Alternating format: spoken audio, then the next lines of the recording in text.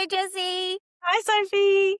Welcome to Sunday Lunch, Reality Served, where we discuss reality TV, pop culture, and what distracted us this week.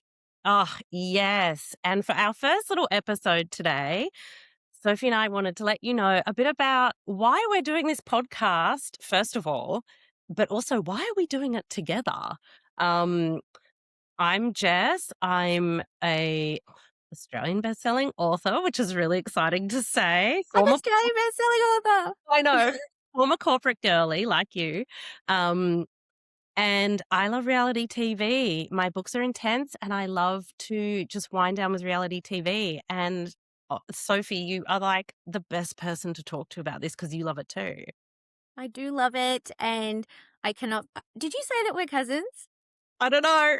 We are cousins. So my cousin Jessie is an Australian best-selling author. I just can't believe I can even say that. And I think, um, before I really introduce myself, when we will talk a little bit about the cousins and the lore behind the name Sunday Lunch, which has a lot of meaning to us. Does. But the thing that I keep thinking about is, so growing up, you were the scholarly one? Is that how we put it? The nerdy Um, one. Yes. the nerdy one, but you were, just so smart, and I looked up to you, and then you had this big corporate career, and you moved to London and then Sydney, and, I found some old emails that we used to, write to each other, back in We the day, and anyway, but so I always just saw you and sort of had you up in this mantle, and then one day, I don't even know how it came up, you let me know that you watched these shows, and I couldn't believe it. The things that did for my self-esteem, and, so it's anyway, I just being here, having this discussion with you. So, yes, I'm Sophia. I'm also, as Jessie, we have multiple names. Our mums, who are sisters, who basically make us sisters, gave us really, Jessica and Sophia, and very, yeah, respectable names. very respect. But then within our family, I became Sophie, Jessie was Jessie, and then when we went out to the real world and we started using our corporate names, Sophia, people shortened it to Soph, and then people shortened yours to Jess. So anyway, we are confused. So I will name myself multiple things. And that's okay. Like living life in confusion is fun. And it may as well start with our names and your birthday, because you've had two separate birthdays as long as I've known you. To get Sophie into school so she wouldn't be too far behind the rest of her cousins, her mum made up a fake birthday for her. And to this day, I still get very confused about your actual birthday. But As do I. I remember telling my boss the story, thinking it was really funny once, and he was like, "Oh, can I check your degree again, please?" Okay, just because my mum faked a birth certificate doesn't mean. So, yeah, I'm based in Brisbane, live in Brizzy, where we grew up. I left for about 12 years, lived all over, had a kind of amazing corporate career. yeah, But at this stage, I've got my husband and two little girls. We've just adopted a dog. I am a perimenopausal ADHD woman in crisis, who leans on reality TV, you probably too know me. heavily. Yeah. I mean, I think I'm all of those things, except I don't have kids. I have a dog, and I'm so excited you've got a dog. But Sophie and I are forever perimenopausal women in crisis. We are always tired. You and I are always like finding time for a nap. And I think what happened was I remember, like, I've always loved pop culture and tabloids and housewives and The Bachelor, but none of my friends did, right? So I used to go, this Oh, is like back in the early 2000s. I would go and buy Who magazine or New Weekly, and I would get the Australian Financial Review, and I'd put it underneath. So I'd go and pay so they'd think, oh, she's intelligent, because I was meant to be the scholarly one. And then these tabloids must be for someone else. And like, honestly, it's ridiculous that I used to do that. So also part of turning 40 and being in our 40s is the fact that I don't give a fuck anymore. Like, I like what I like, and let's go high low. Like, my books are incredibly intense. I need to relax. I'm a highly strung person, as are you. And I think that's why we've always gotten along. But I remember a few years ago, I just messaged Sophie. You must have put something up on your amazing Instagram account, Sophia Makes, about the housewives. And I said something to you about it. And that's when we realized, oh my God, we both watch all of these shows. And yet, don't be fooled, guys, because your corporate career was amazing and much bigger than mine. Sophie was like head of HR in all these incredible places around the world, Canada, everywhere. And when she decided to take a break from that, she started an incredible business of Christmas decorations, which was also a huge success. So Aw. I'm lucky that I'm getting you in this phase where we have the time to spend together. We're enjoying the shows. And dare I say it, I just think the shows have never been better. I agree. They have never been better, and I think, I'll just to step back, you that magazine story, that is masking at its finest, and Mhm. I think we have been taught to mask these elements of ourselves, which is like this great unpicking. It's like, oh, we're in our 40s and we don't care now and we can talk about this. But really it is that masking. And it probably is a bit why the shows themselves are so good now too, because you're really just people are willing to put it out there. And we're willing to consume it. Um, And I think before it was all very like even the shows originally they were very forced. And now we're in a phase where for better or worse, I suppose with the internet, everyone does put everything out there. And so the shows have gotten so much better. But I agree with you. The identity masking can be quite it can be overwhelming. And I think one of the beautiful things about coming into your own as an adult woman is realizing you can shed all that. Like you said, it's a great unpicking.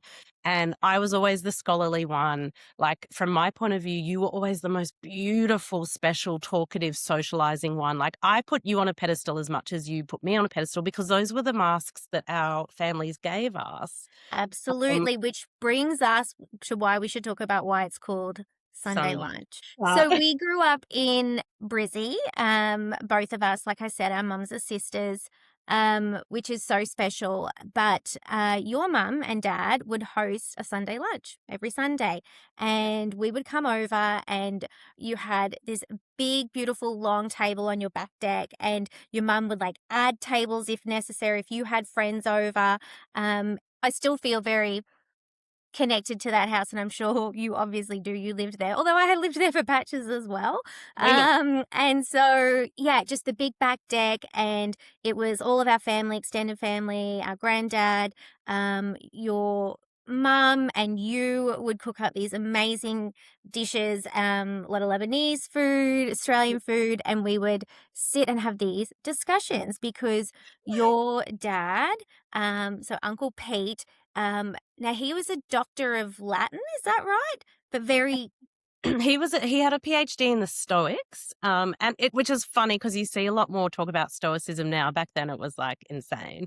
But you're right, because he was an academic. Dad loved to encourage discussions and opinions from everyone. And so when you had that long table of all these family members, extended family members, random friends who had been roped in that day. I mean, and this went on for years, Sophie. Like we were doing Sunday lunches for what, 10 years, 15 years. it just feels like my whole childhood, basically. The whole childhood. And, like, often you wouldn't get that kind of extended family get together until Christmas, but we were doing it every week. And then Dad would lob a discussion point over the table and we would all tear it apart. And I feel like I was on the younger end, so I wasn't always participating. And I know, like, my mum, she's an absolute shit stirrer. So her favorite thing to do would be to throw in like provocative questions. Our granddad was like more on the conservative yeah, side. My mum's like this, left like hand. lefty, union marching nurse. And so, yeah, those conversations. And I think what you and I got out of that, or definitely was my experience, was that, wow, you can have difficult discussions with polarizing views, etc., and you can still walk away mostly with the relationships intact. Um, Yeah, and I think you've just nailed it because it really showed me it's okay, number one, to express your opinion as long as you're trying to do it respectfully and as long as you're listening to other people. But you can express your opinion, number one. You don't have to squash it down and hide it and not be who you are. And also, you can disagree and still be friends. You can disagree and still be family members that love each other. In that sense, even though sometimes those discussions are so painful that I'd be in tears or you'd be hiding and just I was wishing you. often just scared, like, because I didn't at the start when I was really little, I was like, I didn't understand the difference between exactly that, a debate and an argument. Went. And so, yeah. And you're like, why are these people like hating each other. They're disagreeing on everything. They're arguing every point. But it's like, it really was a way to understand what was happening in the world at the time. And it's something that not only I think opened our minds because, like, I don't know how many families were doing that. I think we were very lucky. But also, I had 2 older brothers. You had brothers. We had dad, who was a pretty imposing figure. Granddad, as you said, was a bit more conservative, a bit more firm in his views. Um, so you and I learned to debate and stand up for ourselves in a male-dominated environment from a very young age. And I honestly think back to all those times I shed tears and I was upset and I didn't feel listened to, but I kept fighting along anyway. And my God, could anything else prepare you better for corporate life? No, no, actually, it absolutely cannot. And it's, I'm sitting here thinking about, one of my first jobs out of uni was a graduate program in the mining industry, working in industrial relations, hardcore negotiations with folks. Um, you know, and that was fine with me. And again, I can have an argument with somebody, and a discussion with somebody, and it be about the problem and not the person. And I think that was something we learned early on. And one of my core memories, I think it was something like the extended cousins had come, like our mum's cousins, like from Toowoomba Yeah. or whatever, they'd Oh my come God. down, and one of them said to me, Children. "Oh, Sophie, you're so pretty. You make sure you marry like a rich man one day." And my mum was just like, "You will not. You will be rich." Not that that's all that matters, but in that conversation, she will be successful and she can marry whoever she likes.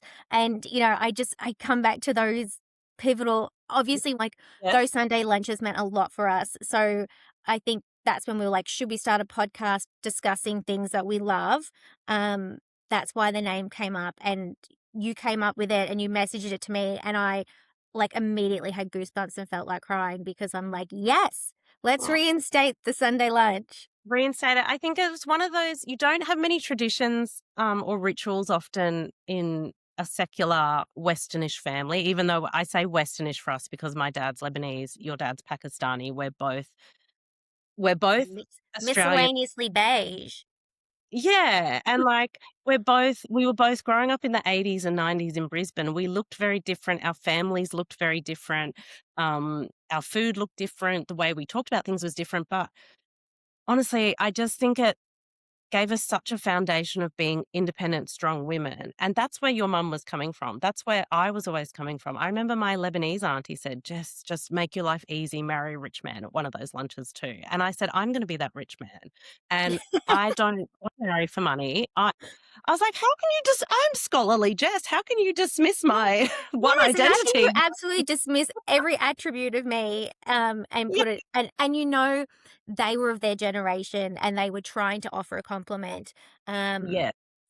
Yeah. But yes. times change and move on. And so when we wanted to talk about all our reality stuff, I was like, well, Sunday lunch is perfect because we'd always get together. I was always so excited that you were coming because you were the person I bonded to most. We would always catch up over what had happened over the week. And now we can just reinstate that even though we live in totally different places. And it's actually a really incredible thing when you always are refreshing my memory about things we used to do together, like sending each other emails when you're in Canada. Like I'd forgotten all of that stuff, but we would always find a way to come back together.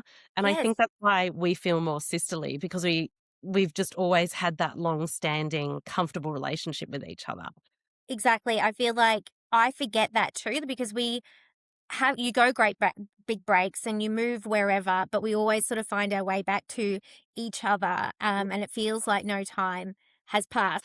I guess the key being this is our introductory episode. We want folks to know a little bit about us, why Sunday lunch is important. What we'll be covering in our sort of real episodes will be really having a chat about what's happened in the reality world in the previous week. So there is so much to choose from. So we will learn and grow. We'll listen to hopefully our audience as to what you love. We know we love sort of the classics, Housewives, Bravo, etc. But there's other stuff, newer, different shows. Do we want to cover that?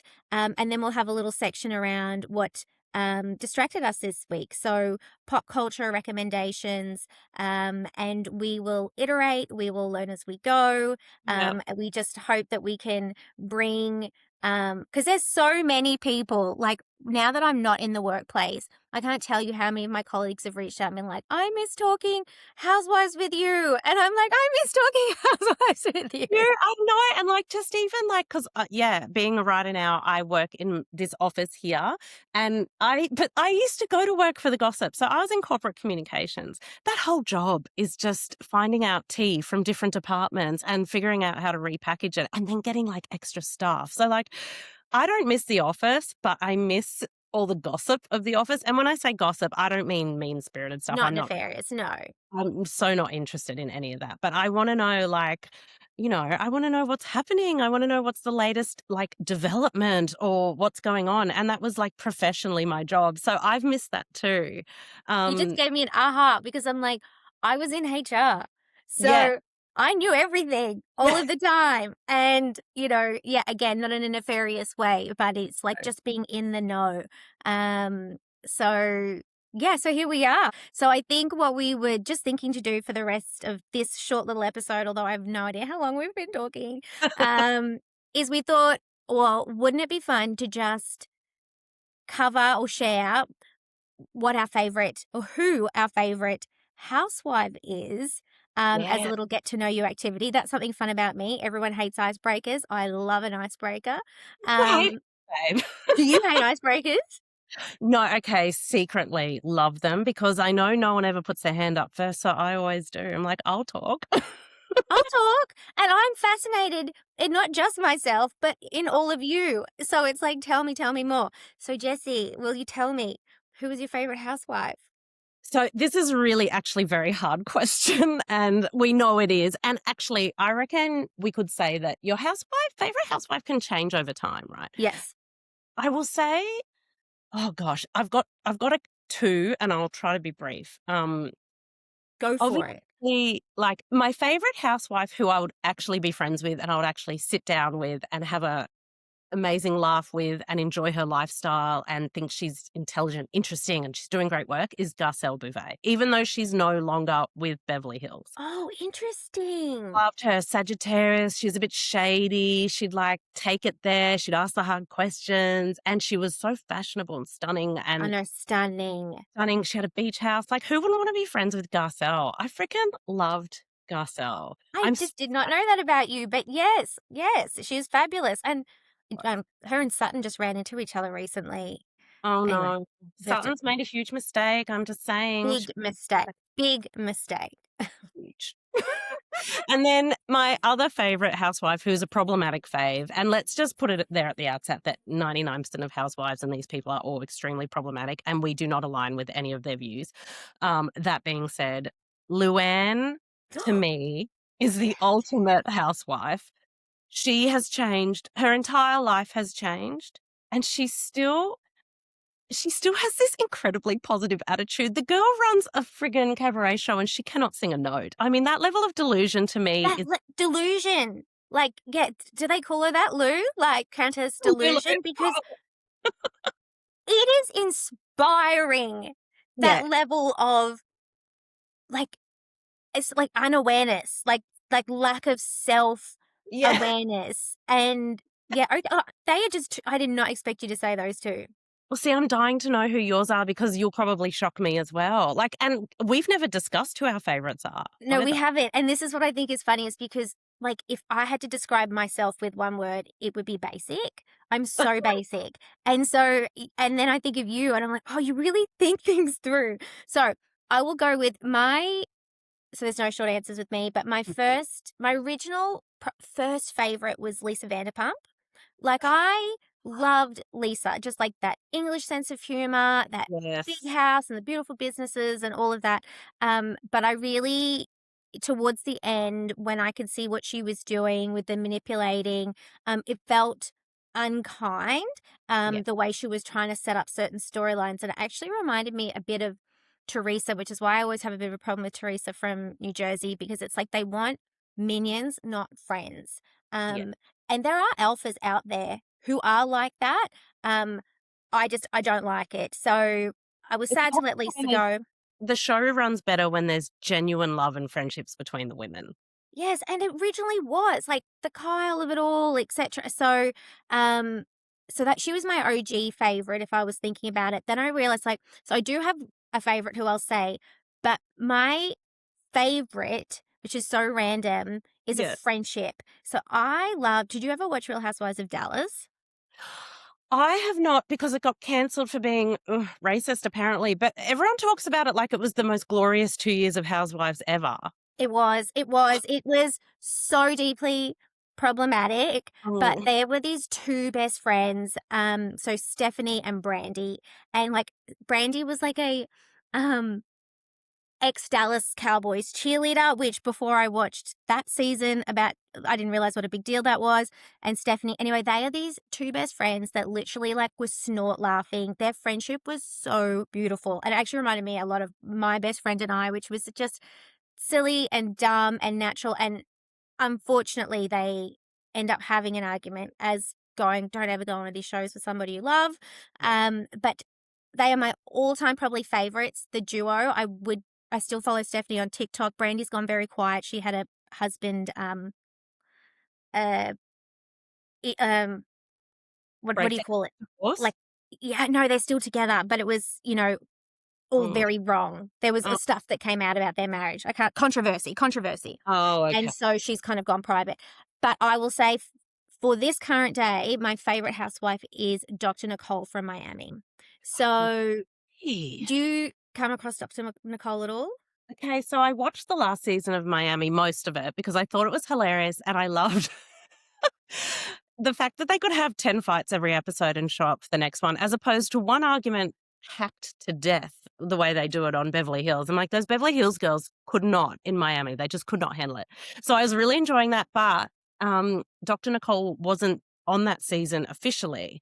So then, but everyone loves Dr. Nicole. So I looked up a bit of stuff about her, but then I was like, I don't know, is her relationship a bit weird? Like, is there stuff beneath the surface? Tell me why she's like your actual favorite. That I think, well, first, I mean, she's beautiful. She is. She's smart. So She she's a doctor and she does these crazy like 24-hour shifts and she's still a housewife. But that Star Island in Florida, Miami, I think maybe Donald Trump's got a house there, but she they've sold it to, I think like Jeff Bezos's mother-in-law or something. They oh, are rich, honey. So the lifestyle that they can show, like her husband's a pilot. I mean, he's a lawyer. He owns his own law firm. I think sort of like a ambulance chaser type thing. I could be wrong. mhm, But she continues to work. She stays in her career. yeah, She is kind. She is not mean. Like the women tried to bring her down season after season because she's she was. beautiful, she's smart, she's kind, she has the life, and she just did not. And then she had a really interesting storyline with a father who'd abandoned her when she was younger, who was an alcoholic, who used to try and come and go in her life. She was really open about it all, and Mm. so I just found her. Anyway, I wish And she it would meant, come yeah, back, you but they've could cancelled relate it. to that and you could understand the wounds and the Yes, childhood wounds that that can cause. And I think the other thing is with housewives and, like, occasionally I will wax lyrical about my, like, deeper meaning of housewives and things like that. But, like, there's 2 things that I think are really interesting about these shows, and you've touched on one, which is that by seeing the openness and understanding other people's lives, it helps us to feel less alone in a lot of ways. Um, and I love seeing women of a certain age on television, and I love seeing so many of them unpack their relationships with their mothers on television. Like, I have found that it's been more in the last 5 years. We've seen it on Salt Lake City. We've just seen it on Rhode Island. I just find it absolutely fascinating seeing why these women are the way they are. And we saw it with Sutton and her mother on Beverly Hills, and God knows Kyle's mother was. So it's just this wonderful collection of women's stories. Yes, a certain kind of women and in a certain tax bracket and of a certain persuasion, which we don't agree with. But having these older women and their stories on television, I think is a net positive overall. I think it is too. I mean, we know there's plenty of disadvantages Mm, for the women and the way that they can be portrayed, etc. But I believe it is a net positive as well. And I think it's this concept that I said to you the other day, when you know better, do better. yeah. When I know better, I don't always do better, which is something I'm trying to work on. But, you know, these women are saying, like, that was the life that my mother had, and she mothered me the best way she could based on the skills that she had at the time. And I'm now trying to do what I can with the information that I have, but trying to, yeah, fix those wounds or understand or unpick them. And I do think that that's kind of inspiring in a way, Mm, for us to have those own conversations and realizations within our own lives. So, absolutely. um, yes, Absolutely. And they might not always happen otherwise. Well, I think we've been going for 35 minutes because I'm having the time of my life. Thank you all. If you've listened this far and you've gotten to know us a little bit, you're going to get to know us a lot more. yes, yes, you will. We hope that you. Obviously, this is well certainly my first time ever filming a podcast. My published author cousin here does, you know, probably lots of media. But we're just getting started, and we would love if you would stick around because we're actually going to release our very first episode very soon. We are. All right. Well, it was beautiful to see you, gorgeous girl, and we'll be talking again. Bye.